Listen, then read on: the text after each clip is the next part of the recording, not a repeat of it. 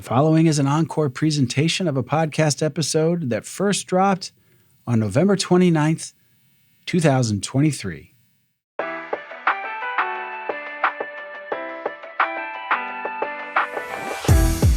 From the studios of the Optimism Institute, welcome to the Blue Sky Podcast.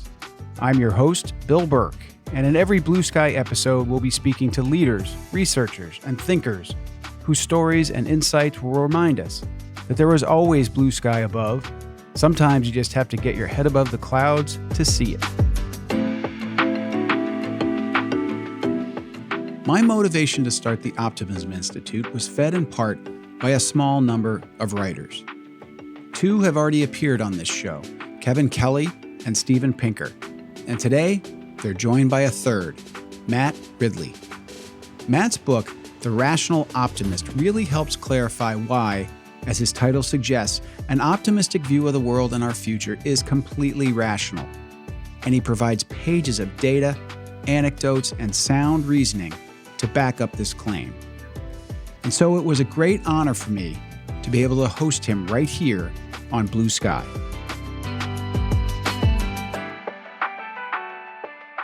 Matt Ridley is the author of several books, and they've now sold over 1 million copies, been translated into 31 languages, and won several awards. In addition to The Rational Optimist, his books include The Red Queen, Genome, The Evolution of Everything, How Innovation Works, and Viral, The Search for the Origin of COVID-19, which he co-authored with Alina Chan and was published in 2021.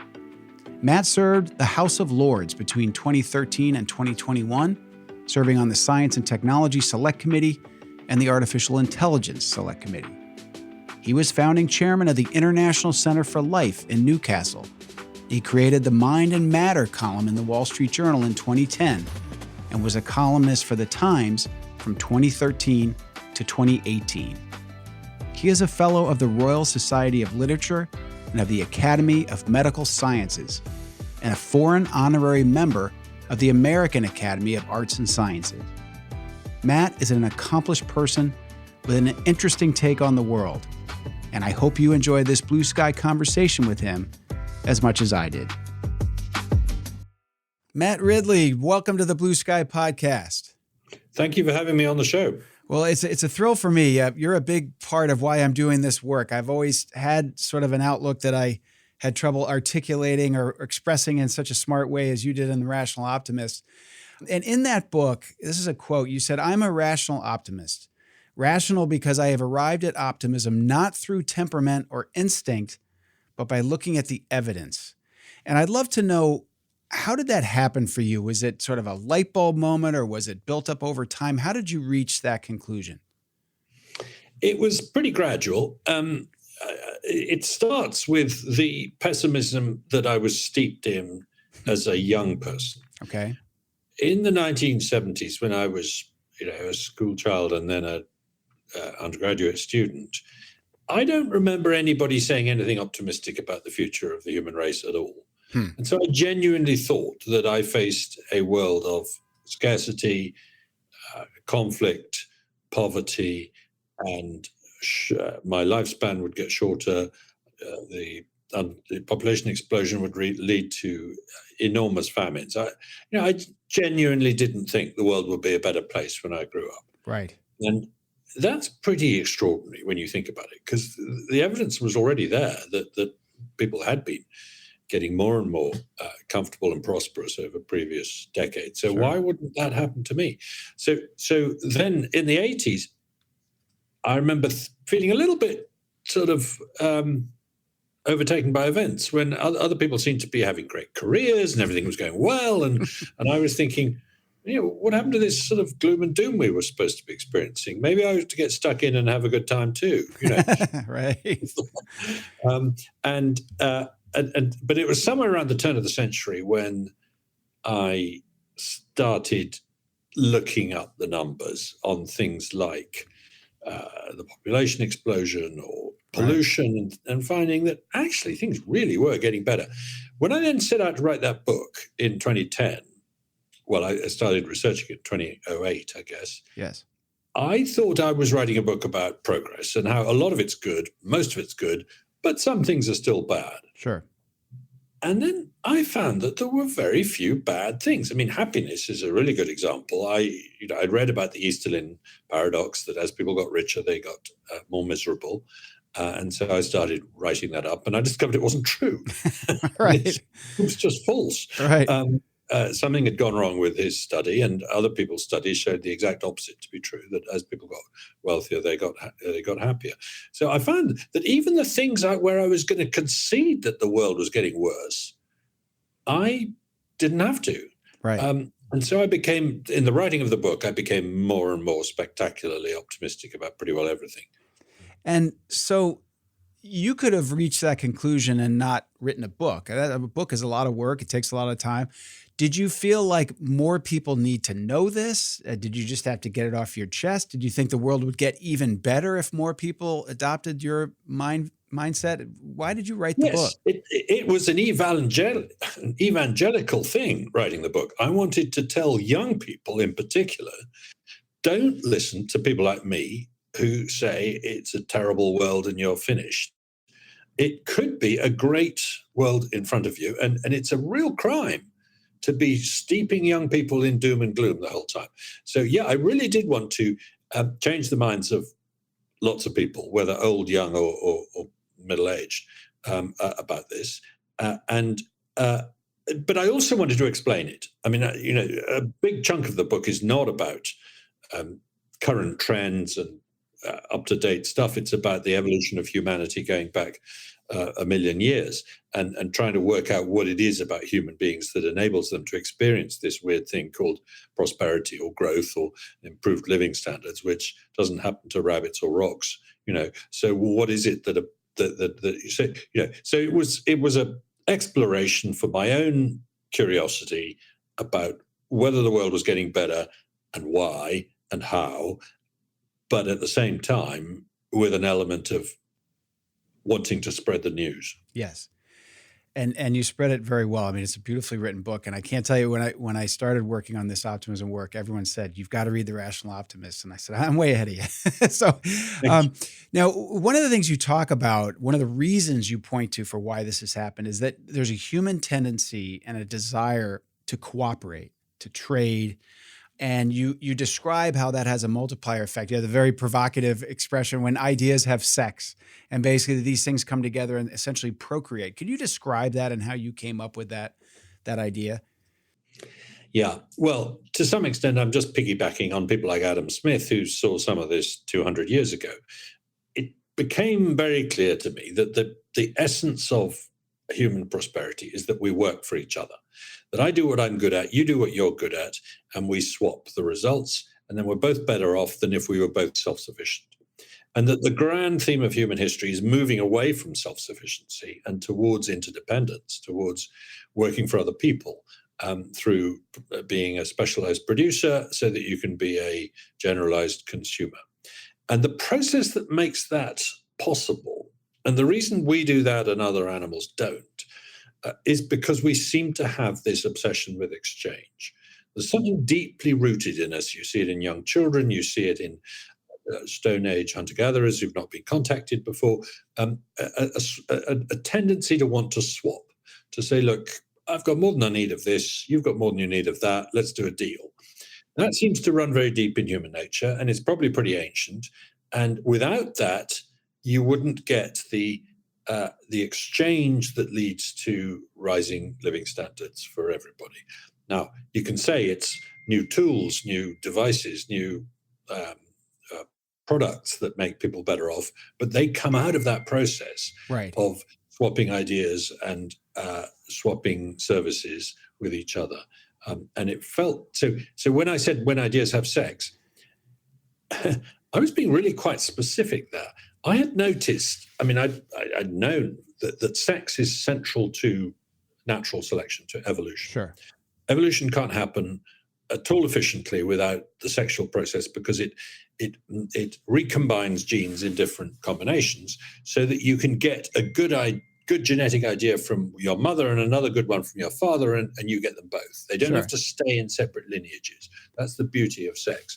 So sex plays the same role in natural evolution that I think exchange plays in human cultural evolution.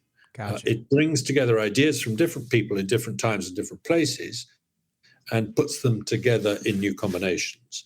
And without that, we wouldn't be able to improve our lot.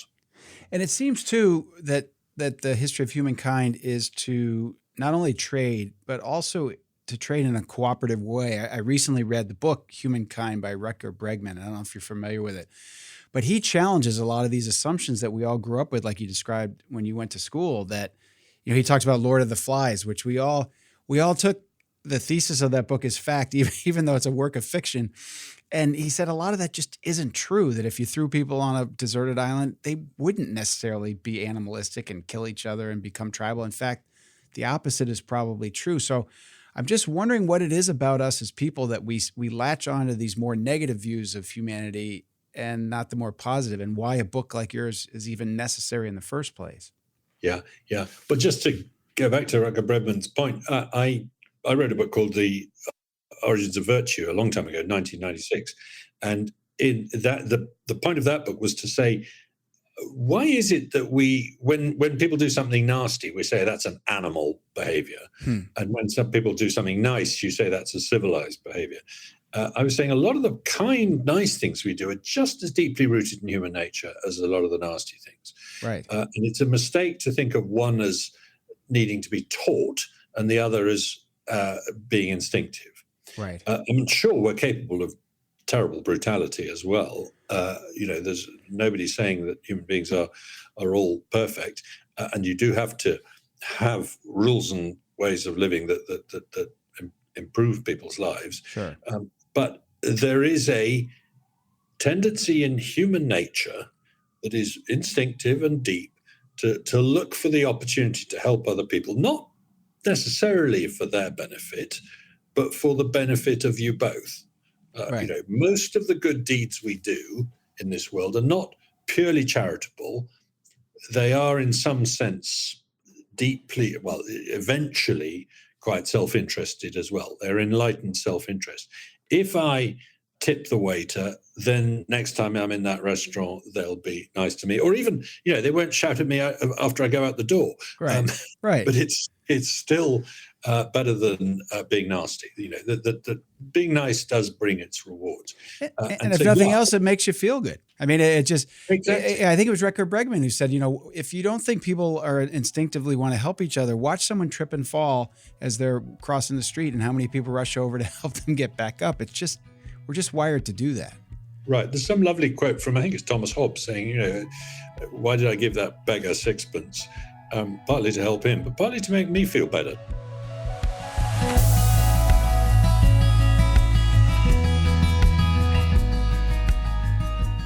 I do love a good British accent. I only wish I could convincingly say sixpence with such panache. But anyway, it's interesting to hear Matt describe being educated in pessimism, and that when he dug deeper to find research presenting a more positive outlook on our future, he became, as he describes, evangelical about the subject, leading eventually to his writing of The Rational Optimist.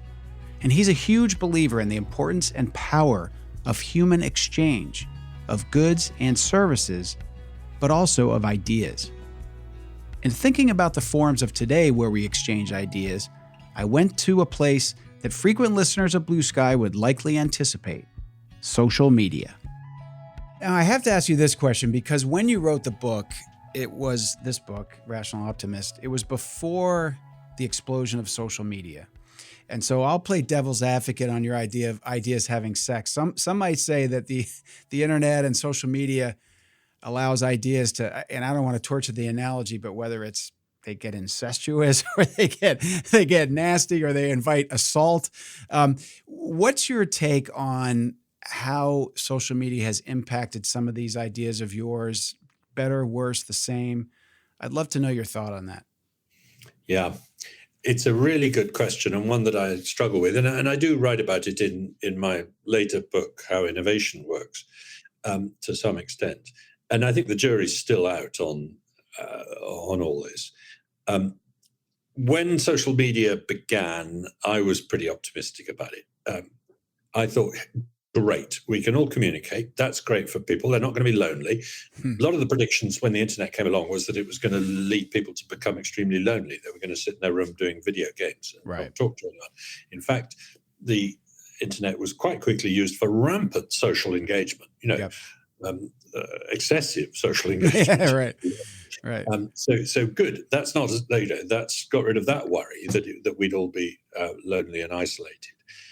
We can actually keep in touch with friends the other side of the world. That's all fantastic. Sure. And then I thought, well, we can see each other's point of view. That's great. We don't have to just stick with what we're told by the broadcast media or something. We can actually understand each other's point of view, and that'd be wonderful.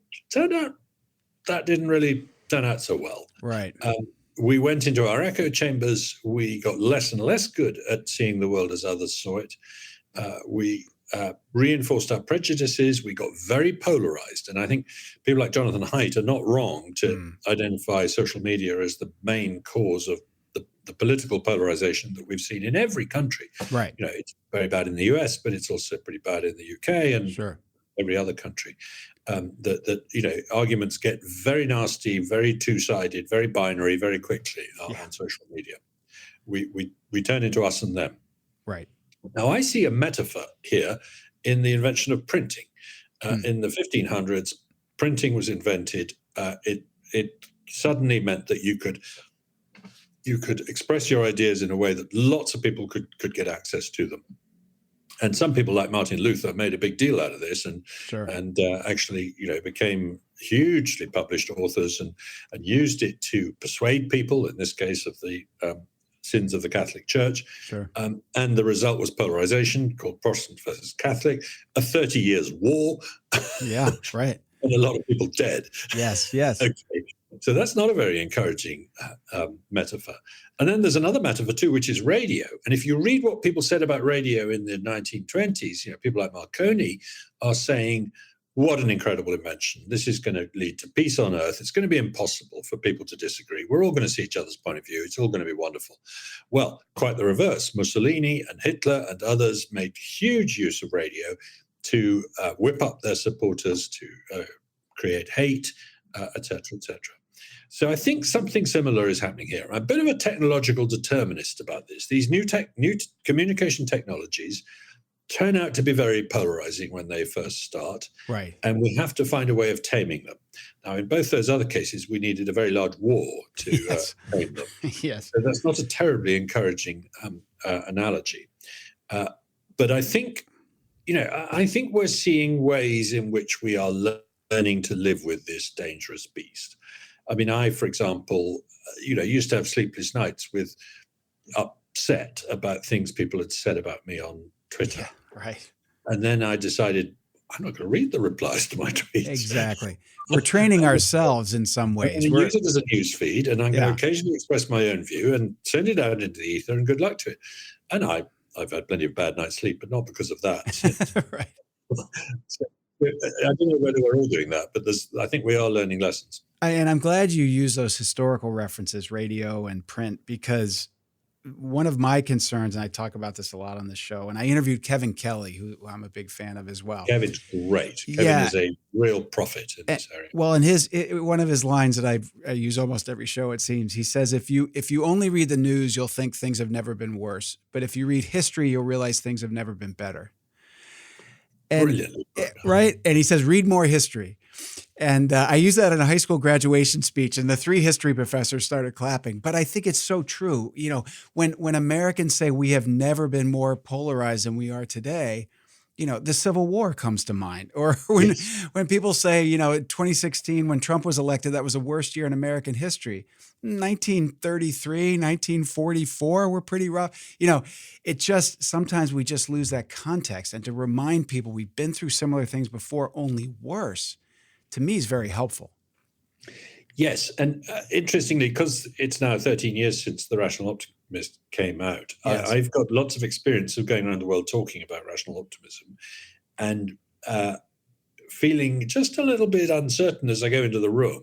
Right. That I'm going to win the argument because, there's a crisis in the euro oh, there's a war in Syria, oh, there's an Ebola outbreak. Sure. And someone will always stick up their hand and say, how can you be optimistic when you see what's happening with Ebola in West Africa or the war in Syria or something? And I would say, a rational optimist doesn't think everything's fine. We're not a Panglossian. Right. But we do think that on the whole, it's better. And sure, for every one of those reasons not to be optimistic since 2010, they've all gone away one by one. New ones have come along in their place. The war in Ukraine, Sure. the war in Israel that's Sure. just started. Truly horrendous and very depressing and very upsetting, but doesn't detract from the fact that over the last 10 years, the average African has seen his living standards improve way faster than in any other decade. His chances of dying of malaria or HIV plummet. His chances of watching one of his kids die drop away.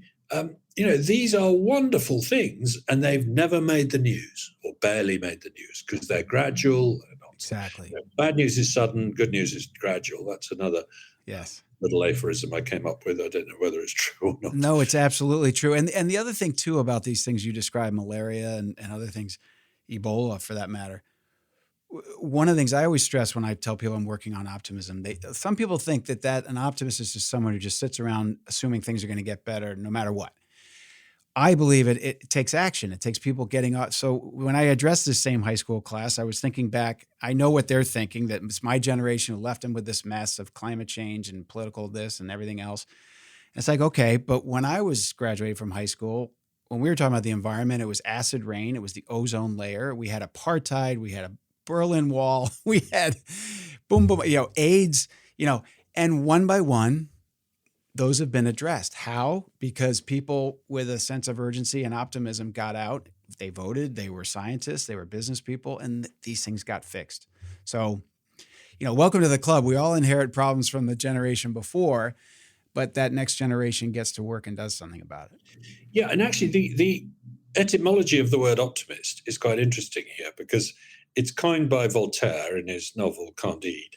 And he's kind of mocking theodicy at the time, which is the Leibnizian philosophy that all is for the best in the best of all possible worlds. Why? Because God made the world and God wouldn't make an imperfect world. So when Candide says, well, hang on, how about this earthquake in Lisbon that's just killed 60,000 people? What's good about that? Says Dr. Pangloss, you see, that's good too, because they were evil people. How do we know they're evil people? Because God's just killed them in an earthquake. Therefore, they must be bad guys. And of course, Candide, Voltaire is having a wonderful time mocking this ridiculous philosophy of Panglossian optimism. But you and I were not Panglossian optimists. In some ways, we're the very opposite. We're saying the world is a vale of tears compared with what it could be, compared with what it's going to be if we allow it to be next. Right. And the people who are Panglossians are, Greenpeace and people who say, don't you dare invent anything new, it might be horrible. Right. They're saying the world can't be improved. Right. I'm sorry, the world can be improved. Right. And so the one thing that really sticks in my craw is when some reviewer or commenter calls me a Panglossian. No. Because they're completely missing the point. No. I'm saying we've hardly started yet on the improvements we can make to human living standards.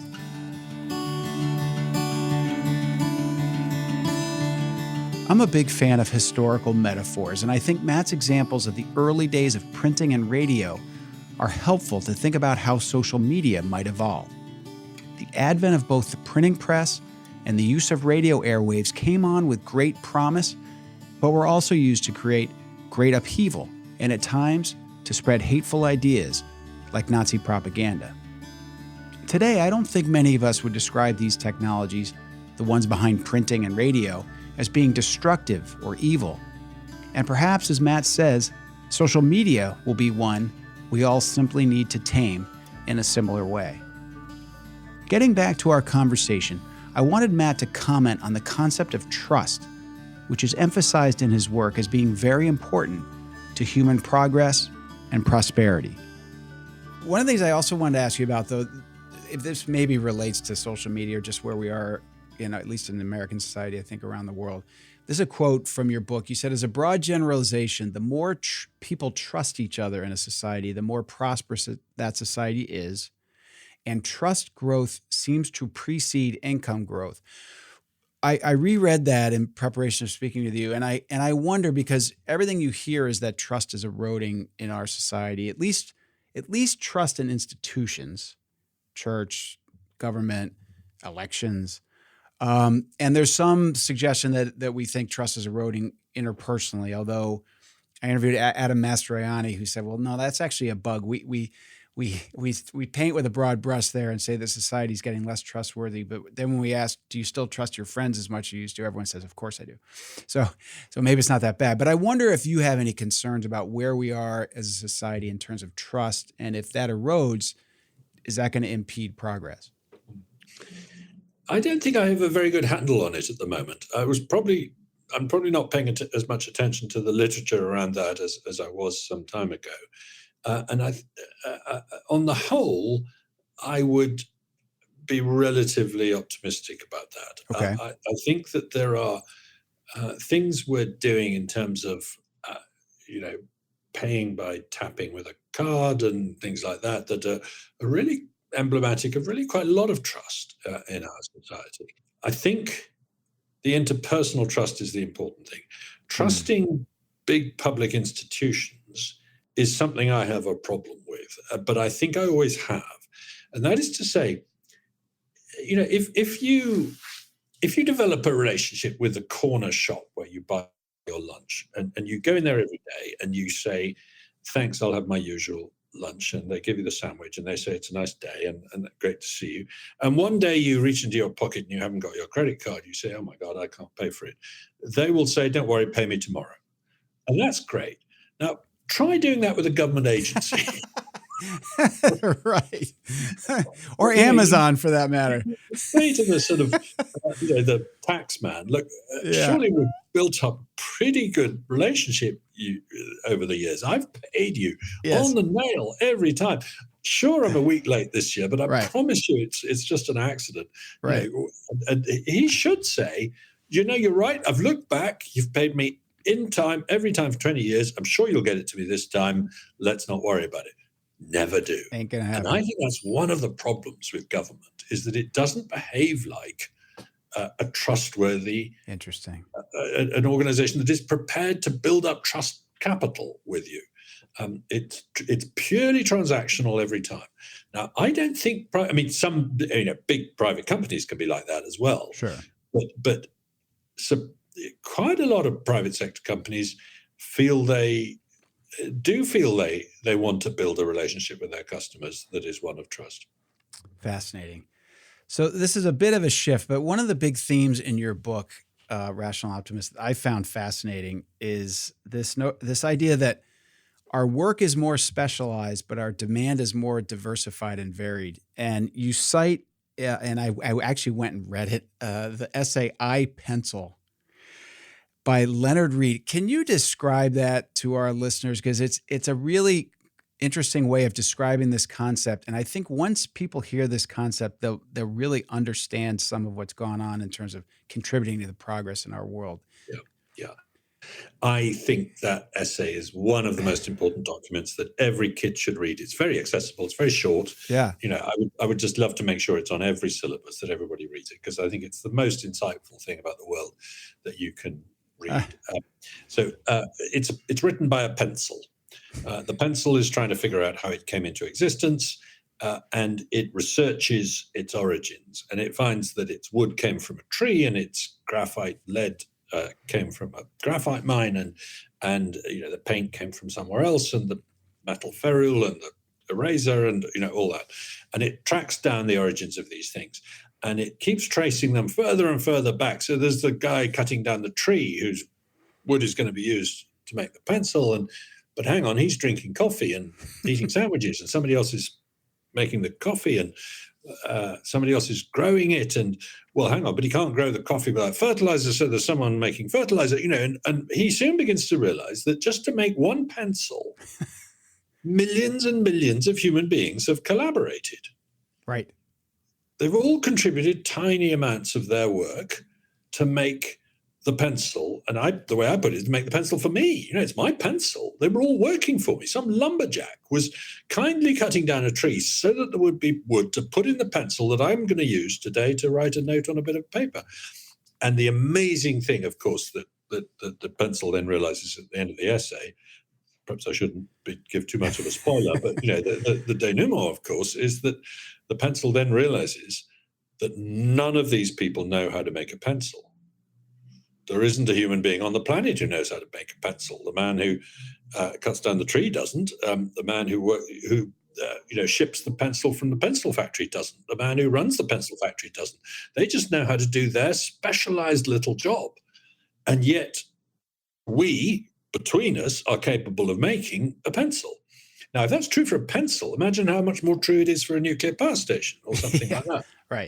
Right. And the notion that we can command infinite complexity by combining our efforts, and that we don't have to understand even what we're doing, really. We just have to understand our small part in it, I think is a beautiful idea. And you combine that with the insight that I actually credit to Chaim Ophek after I read his book, Second Nature. But when I contacted him, he said he got it from one of my books. So it's well, there's another example, probably. Exactly. It's the same thing. And that's the idea that I think you touched on it, that the more and more specialized we get in what we produce, the more and more diversified we can get in what we consume. So you hear people lament the narrowness of jobs, work. My work is so boring. I just do the same thing over and over again. Yeah, but the rest of your life isn't. Yeah. You can watch movies and go to meals and so on, all of which is someone else's work for you. It's amazing. And the other thing about iPencil, I interviewed a man named Richie Davidson, who's a neuroscientist, and he was influenced by the Dalai Lama, because the Dalai Lama said, you study all anxiety and depression, all these bad things that happen to the brain. How about you study when people have a good framework and a good positive? So he changed his whole career. And one of the things he tells people to do, if they really, because he believes in brain plasticity, which I think most people acknowledge is a thing now, you can actually change the way you think and the way your brain works. He challenges people. He said, for 1 week, pick one meal.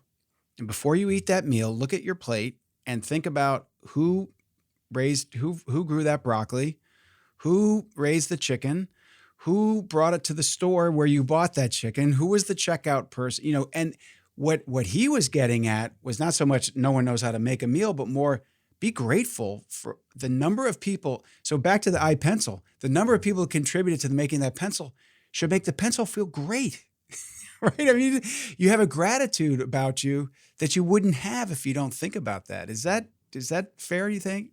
Does that make sense to you? Yeah. I mean, I never cease to be amazed at the generosity of the people who sell me things. Now that might seem a bit strange because I'm paying, but in some sense they are handing me this fantastically useful thing that I need at that moment. All I've got to do is give them, a few pieces of green paper with pictures of presidents on them. It's a great deal. It's amazing. Now, of course, I'm being a bit ironic there, but it's true. You get the point. It really is,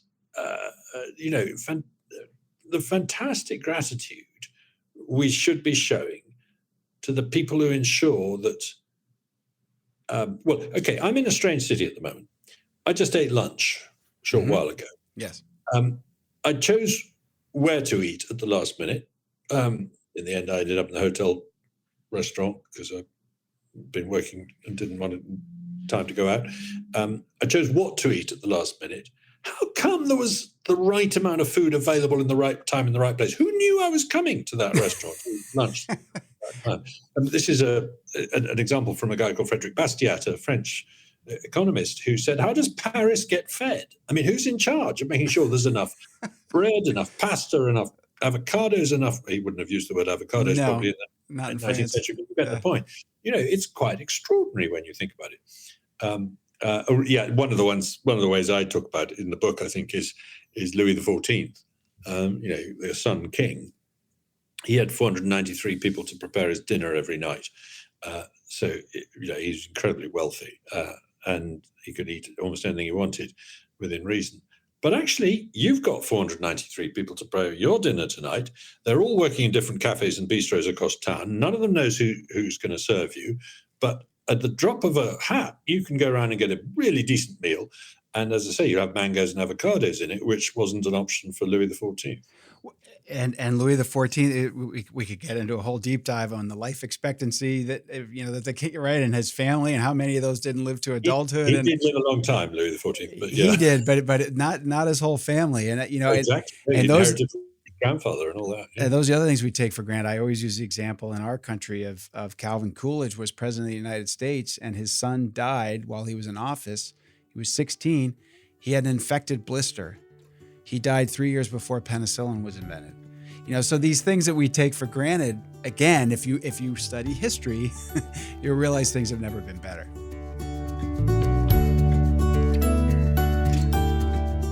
I'll emphasize again here that this I-pencil essay we discussed really is thought-provoking. The writer is Leonard Read, R-E-A-D, and it's easy to find online. I also found Matt's take on trust to be interesting. He's not at all advocating for blind trust in big institutions, but rather stresses the importance of maintaining trust in our one-on-one or smaller interpersonal relationships. Here, I think it may be the case that we are still doing pretty well, and the example of the sandwich shop is a good one.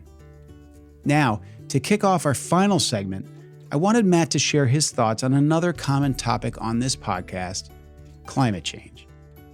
Something else I wanted to ask you about is, as you know, a huge source of existential dread these days is climate change and people's concerns about it. And back to you not being a Panglossian, you said the pessimists are right. Actually, I think this was in Rational Optimist. The pessimists are right when they say that if the world continues as it is, it will end in disaster for all humanity. If all transport depends on oil and oil runs out, then transport will cease. If agriculture continues to depend on irrigation and aquifers are depleted, then starvation will ensue. But you could say, but that's not going to happen. The world's not going to continue like that. Can you talk about your thoughts on how we address climate change and why, yes, the pessimists are right, but you think the optimists will prevail? Mm-hmm. Well, it's sort of the point about extrapolation. If the world is getting warmer, and if it continues forever, then of course one day it'll get too hot. But is that really likely to happen? The world is warming and has been for 30, 40 years. And during that time, I've listened to endless predictions of how bad that's going to get. And on the whole, they are now being rowed back on.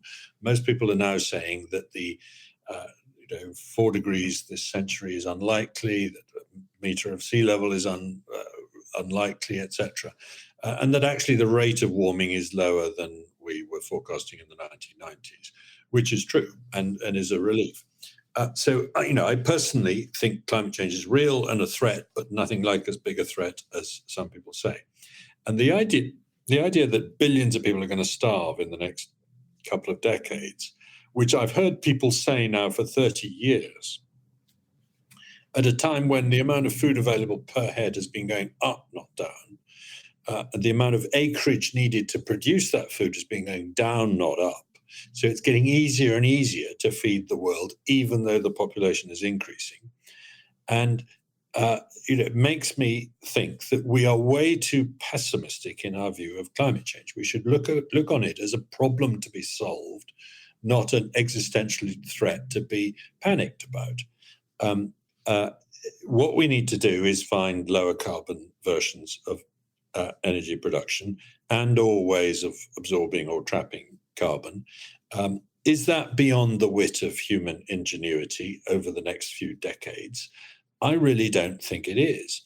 And what worries me is that actually a lot of the measures we're taking to prevent climate change are themselves doing significant harm. the environmental impact of renewable energy is really quite significant. They need a lot of raw materials. They take up a lot of space. And if you go to parts of Africa, you find people relying on firewood for light and heat, and as a result, ingesting huge amounts of smoke and experiencing indoor air pollution and things like that. And you say, how come we haven't got gas to these people or electricity to these people? And the answer is because it's very difficult to afford it, but also increasingly you find environmentalists and politicians from the West are saying you can't have gas, you can't have electricity, but if it comes from coal, because you've got to have renewables instead, and we can't afford them yet, and we can't get you solar, and wouldn't work at night, and all that kind of thing. So actually, there's real harm being done to people's living standards by the worry about climate change. So I think we're exaggerating the problem, exaggerating the insolubility of the problem in particular, and that there are many other environmental problems, including, invasive alien species that alter habitats, the overfishing of the oceans, etc., which I think are being neglected because of the obsession with climate change. So I just find it weird the way it's become this utterly all-encompassing cause of doom and gloom. And it reminds me a bit of the way people talked about the population explosion in the 1960s, which was indeed a pretty alarming trend at the time, but turned out to have already begun to get less bad. The rate of population growth had started falling by the mid-1960s. The absolute number added to the population every year was falling by the mid-1980s, and it looks like we're going to have a static global population well before the year 2100. Likewise, I think the rate of warming as a result of carbon dioxide emissions is falling and will continue to fall. Oh, and by the way, I looked into the effect carbon dioxide is having on green vegetation in the planet. I don't think I mentioned this in the book because it wasn't yet known, but satellite data has shown that we've been adding, we've added, in the last 30 years, we've added extra green vegetation to the planet on the scale of 2 United States area. That's because plants grow better with extra carbon dioxide in the air, particularly in arid areas. So there's good news as a result of carbon dioxide as well as bad. But even saying that gets you hung, drawn, and quartered in certain circles. But I do think we've got to look at it rationally rather than look at it emotionally. And back to the population growth, I read a book by and interviewed Charles Kenny, who wrote a book called Getting Better, and he pushes back on concerns about increased population, and I'll tie it to your concept of ideas having sex. So the more people, the more ideas, the more propagating ideas. And you've been very outspoken saying that you think that knowledge is genuinely limitless, that the growth of knowledge has, so whether it's climate change or pick your problem to solve, more people, more ideas, more knowledge. Is that fair? Yes, I think I'd probably part company with him, though, when some people say, look, the more people we give birth to, the more innovation we'll experience. I suspect the difference between 8 billion and 9 billion people on the planet in terms of innovation is going to be infinitesimal. Right. In other words, I think we've got plenty of people yes. with the ideas already. So in that sense, I don't think we need lots more babies to have the ideas. I think what counts is how well those 8 billion people are communicating with each other, not how many of them there are. Right. As it were. Right. So since you've written the book, and we should wrap up, are there other data points, ideas, thoughts? If you were going to write another chapter or another 2 chapters, are there other things that you feel like you've learned or things you might change in the book, add to in the years since? Well, one of them is that somewhere at the back of the Rational Optimist, I say something like, look, there's bad things are still going to happen. I mean, there's probably going to be pandemics, I say. Oh, boy. So it was you. I did use that word. Thank goodness. And I'd probably, but you may or may not know that I've written a book called Viral, co-written with Alina Chan, about where this pandemic began. And we think it almost certainly did begin with a laboratory accident. So in that sense, it's a man-made mistake, which we needn't have made. And that brings me to the other thing I'd probably say if I rewrote the book, and I'd be a little less optimistic about this. I think the things we do as civilizations to stifle innovation can be quite serious. And if you look at past empires that went wrong, like the Chinese Empire or the Ming Empire or the Ottoman Empire or whatever, you can see how some kind of bureaucracy and superstition can shut down the innovation engine and result in the immiseration of people. Now, I don't think that's going to happen on a global scale. I think if America stops being innovative, India might take over or something like that. But I'm a little more worried about that than I was 13 years ago when I published that book. I'm seeing, my own continent of Europe has completely turned its back on an entire technology, biotechnology and agriculture. It's completely turned its back on another technology, shale gas. I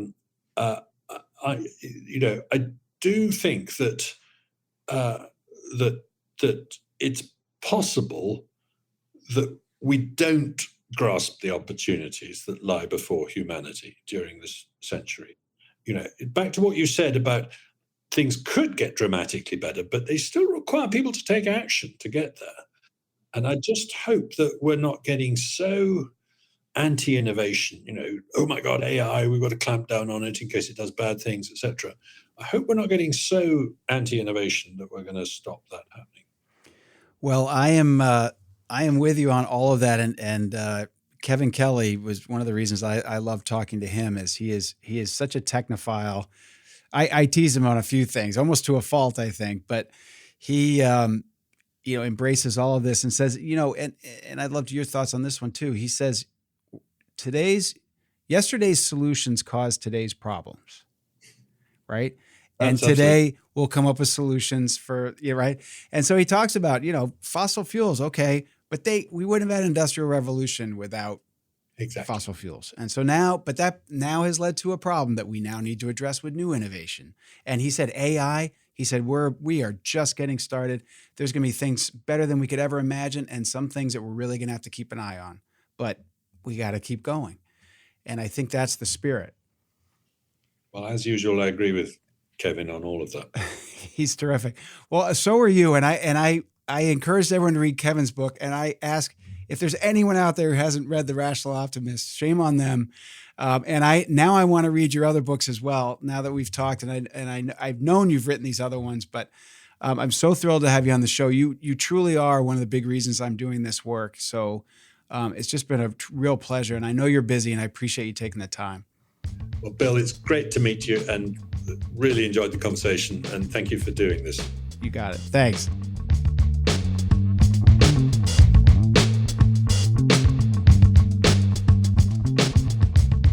Matt Ridley's thoughts on climate change will certainly challenge many of us. One can read the full gamut of opinion and data about just how serious and pressing the issue is, but it seems that Matt is taking more of a middle ground and cautioning us not to lose sight of other important challenges before us as we continue to pursue strategies to lessen the impact of climate change and rising global temperatures. I imagine this will stir up plenty of opinions with all of you listening, so please share your thoughts with us through our website and social media. And while you're at it, please leave a rating or review of this episode or Blue Sky in general. Reviews and ratings really help bring notice to the show and also help us think of ways to make it better. And if you like this sort of content, please check out the Optimism Institute on social media. Until next time, I'm the founder of the Optimism Institute and host of Blue Sky, Bill Burke, and I thank you for listening.